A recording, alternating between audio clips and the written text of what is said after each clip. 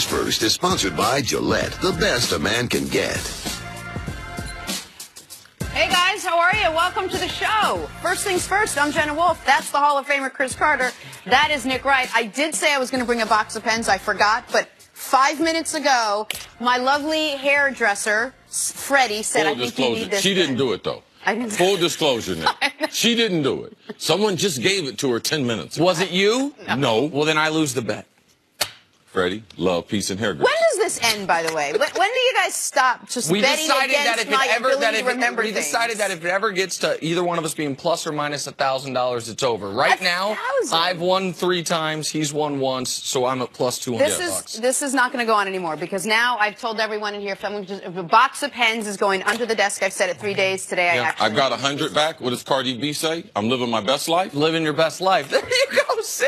Oh, here we go. You need a handshake. Cap it up. That's how we start. Good morning, everybody. Let's do it. Let us start the television program. What in the world is going on in New England? First, a team doesn't win a Super Bowl. That's crazy. Bill Belichick and Cardi B. Shout out to the Bees. Let's do this. And more bees. Tom Brady battles time on Facebook, not Instagram. Now Gronk may be organizing his exit papers. There's a feud brewing in New England. According to the Boston Herald, part of the friction between the two might be Gronkowski's seen Brady's personal trainer, Alex Guerrero. Belichick, not a fan of Brady's doctor, who reportedly chastised Gronk in front of the team for being involved with the now famous TB12 method. All right, CC, motivation is key when we talk to you. You understand a little bit more than we do why things go the way they do, what the motivation is behind why a coach would do something like this in front of teammates. What do you think Bill Belichick was thinking? Well, first of all, coaches have styles. They have themes, and then they also have their personality. Belichick was groomed under one of the great motivators and manipulators of words and trying to tap into your talent and what motivates you, Bill Parcells. That's where he learned a lot of this. Sure. Bill Parcells was famous for, you'd be warming up before the game, and the person either had the same number as you on the opposing team or whoever you were going against. He would be able to enhance their resume, or to be like Lawrence Taylor, he used to always say, "Are you the best number 56?" Because the team over there, they're number 56, man. Their general manager, I talked to him before the game. So there have been coaches. Nick Saban does the same thing at Alabama. Greg Popovich, we've read in the Kawhi and some of the other things that have coming out about Pop's style, what he did to Tim Duncan and other star players.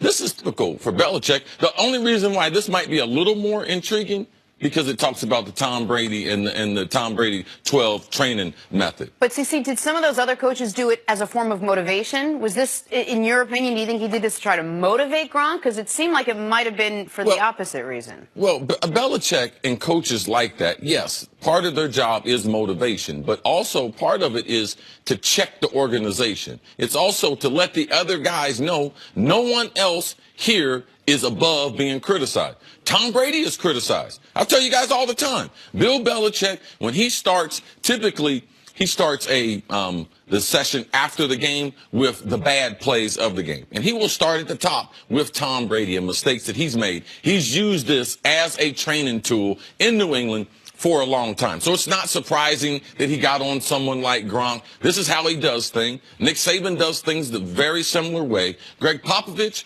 we've read about him doing things the same way. So I'm not surprised at all. This is how Bill does things, and he's been very successful at it. Now, we can't act as if Bill didn't have a problem with Guerrero being at the training facility. Right. Because they granted him clearance, and then eventually they revoked that clearance. So I'm not surprised at all. If he had a problem with the trainer, that he would send a message through either Tom or through Gronk to the rest of the guys. If he didn't want the guys training with him, if he thought there was a conflict as far as messaging between the training staff and what Guerrero was doing, yes, he was trying to clear that up. And the best way to do it is to be able to use strong words against one of your star players in front of his peers. Listen, the examples you're using about other coaches trying to motivate guys, and Belichick has a lot of that in him as well, I almost put that in a slightly different category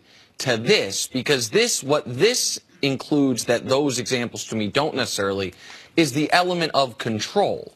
And I think what we saw last year was, for the first time since really the Patriots won that Super Bowl in 2001, Bill Belichick lost at least a small piece of his control. And for a guy that I don't think he would look at this as an insult, a guy that is all but a self-proclaimed control freak, a guy that Coach Mangini, who's going to be with us later, has talked about, he sits in on, Coach Belichick does, the interviews of the lowest level assistants that he wants to. Year before last, when the defense was struggling, what were we told happened? Coach Belichick came in and said, all right, guess what? I understand, Patricia, you're the D coordinator, but I'm now going to focus on this unit intently because I'm going to get it. You're not meaning it as a negative. Okay. Not at all. But I'm saying a guy who likes to have an intense amount of control over every situation. Yeah, most successful people I know, they're control freaks. Sure. I'm not. Especially coaches. Agreed, which is why, with Guerrero in particular, and you have to keep in mind who Guerrero was brought into the fold by. Tom Brady. Tom Brady, who last year, it would appear, for the first time in Belichick's tenure there, has almost superseded Belichick in the control hierarchy. To me, this is an example of a guy wrestling some of that control back. He can't tell Tom Brady not to train with Alex Guerrero. But guess what? Who's the next biggest name in that locker room that he can still, for the other 51 guys in the locker room, remind them who is ultimately in control? Maybe this guy gets to do his own thing, but you guys can't. Even Rob Gronkowski can't. That, to me, is the differentiating factor, because I don't think Alex Guerrero, even if I don't agree with all his methods, and I think some of the things he's tried to sell in the past are sketchy at best, I don't think he's a bad trainer. I don't think he's making these guys more likely to get hurt, or that all of a sudden the Patriots are going to be at a competitive disadvantage because they have guys training with Alex Guerrero. I don't know if he's better or worse than the training staff. Probably about equal. To me, it's about we're running things my way here and reminding the team of that. Well, a couple of the players that have trained with Guerrero have not stayed nearly as healthy as Tom Brady have. They have had injuries, including Rob Gronkowski. But do you think that the issue is with Guerrero, or the issue then is with Brady? What issue would Belichick have with a trainer who wants to come in and help the players, unless it was what Nick said, just a way of sort of securing control over the situation? I think the problem has to be with the training and the communication between the training staff, what they're currently doing, how players would be treated, and ultimately, at the end of the day, who has the final say? Right. You know, is it the team doctor? Or is it this trainer who's Tom Brady's trainer? Now, the team, do they set themselves up to be liable if they allow the players to go to someone who's not certified by the NFL? So you get into a lot of different things as far as conducting business. One thing with a coach, ultimately, it's always about getting a person to do something that they couldn't do on their own. So you might call it motivation. You might call it something else. You might call it control.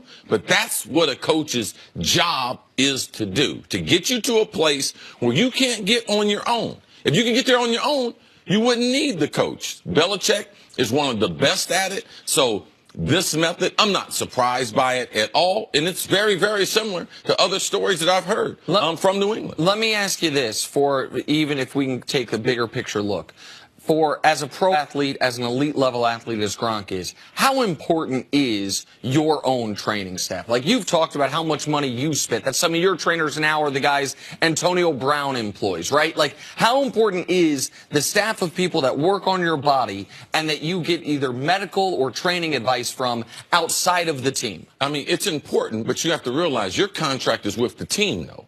So what you're doing is the time you're not with the team, you either have discovered a training method that has been successful with you, and you're trying to keep that going. So if we're in season 7 months, those other 5 months, I'm trying to be responsible for my body. They're more important in the off season than they are during the season. Now, during the season, you're just having maintenance to try to keep the body fresh so you don't get hurt. So Guerrero and Tom, they have a great program that they use during the season. Antonio Brown, the people that I use, they have a great training measurement that they use outside of the Pittsburgh Steelers or the organizations that they are a part of. That's something that we understand. They're not employees of the team. So they have to be separate. Right. You have to employ them on your own. And that never, for you in your career, that never got sideways with the team. It didn't get sideways like New England, but you're going to have problems because you have difference in philosophy. But you didn't bring them into the facility to train right there in the locker room. Yeah, I tried to, but Denny Green let me know where it stops. And typically being employed by the team and the overall liability that the team is exposing itself, that's the game changer. Right. Like, we don't mind you getting treated by this guy. Yeah. But when we can be liable for him treating you and other players, that's right there where we have to draw the line. Nick, it sounds like you're in the hunt for a trainer. Are you looking for a training staff to just work with you in the off season? I've been working on a regiment with the best athlete on the staff, Chris Carter. And so he's been talking to me about some Peloton classes, a little free weight exercise. We've been talking about it. We're going to implement it in 2022. There are very few things that I can say definitively that I am better at you at. Go ahead. Let's say you, though. We can't. We're not going to say it, but mention two of them. Nick, why don't you tell everybody what you told me yesterday, that you are the... Coming up, is a LeBron Heat reunion possible? That's next on First Thing.